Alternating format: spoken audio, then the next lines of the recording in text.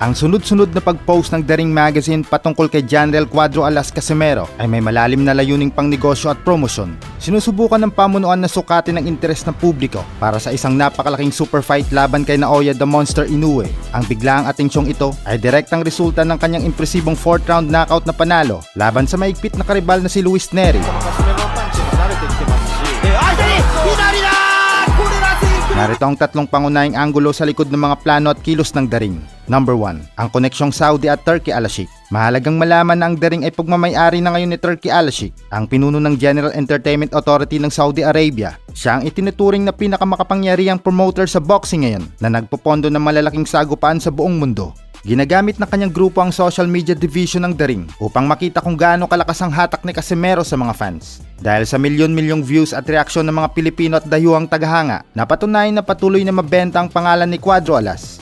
Number 2, pagbuhay sa unfinished business laban kay Naoya Inoue. Matagal nang pinapangarap ng mga tagahanga ang labang Inoue versus Casimero dahil pinatumba na rin ni Casimero si Nery na nagpabagsak din kay Inoue noong 2024. Muling nabuo ang naratibo na si Casimero ang may tamang estilo at lakas para tapatan ng Japanese pound for pound king. Ang mga post ng The Ring Magazine ay nagsisilbing mitsa upang pwersahin ng kampo ni Inoue na seryosohin muli ang hamon ng Pinoy.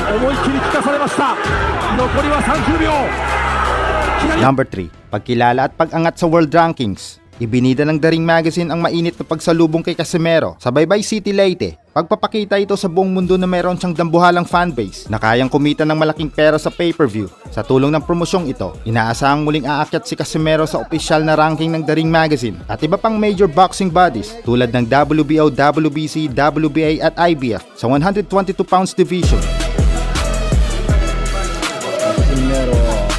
Sa pangkalahatan, hindi lang basta balita ang pinapakita ng The Ring. Ito ay isang promotional build-up. Niluluto ng mga dambuhalang promoter ang pagbabalik ni Casimero sa pinakamalaking entablado ng boxing bago matapos ang taong kasalukuyan o sa pagpasok ng susunod na taon. Paalala, ang The Ring Magazine ay isang independent na tagalathala ng mga kaganapan sa boxing. Tsaka ang Ring Magazine belt ay hindi titulong pinaglalabanan, kundi ibinibigay lamang ito sa pinakamagaling na boxer sa bawat dibisyon. Kumbaga kapag tinalo ng boxer ang pinakamagaling na boxer, dito lang makukuha ng boksingero ang belt na The Ring, na pinakamataas na pagkilala sa isang champion na boxer.